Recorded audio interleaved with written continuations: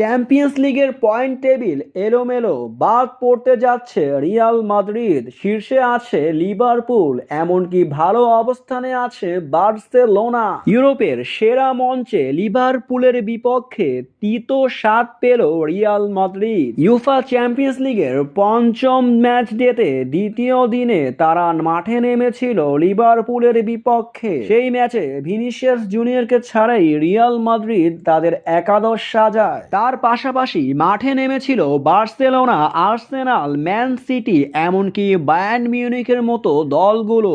Champions লিগের ম্যাচে যেখানে ৮ ম্যাচে ৫টি করে ম্যাচ সকল দল খেলে ফেলেছে, চ্যাম্পিয়ন্স লিগের প্রথম ৮টি দল যেতে পারবে পরবর্তী রাউন্ডে। পয়েন্ট টেবিলে সবার শীর্ষে আছে লিভারপুল, যেখানে ৫ ম্যাচে ১৫ পয়েন্ট নিয়ে তারা সবার উপরে আছে। বার্সেলোনাও তাদের অবস্থানটা খুব ভালোভাবে শক্ত করে নিয়েছে, কিন্তু খাদের কিনারায় পড়ে গেল রিয়াল মাদ্রিদ। লিভারপুলের বিপক্ষে হেরে এবার ২৪ নম্বর অবস্থানে জায়গা করে নিয়েছে ভিনিসিয়াস জুনিয়রের রিয়াল মাদ্রিদ। ৫ ম্যাচে ২ জয় নিয়ে এবার ২৪ নম্বরে তারা আছে। এর পরেও যদি তারা হারের মুখ দেখে তাহলে গ্রুপ পর্ব থেকেই বাদ পড়ে যাবে রিয়াল মাদ্রিদ।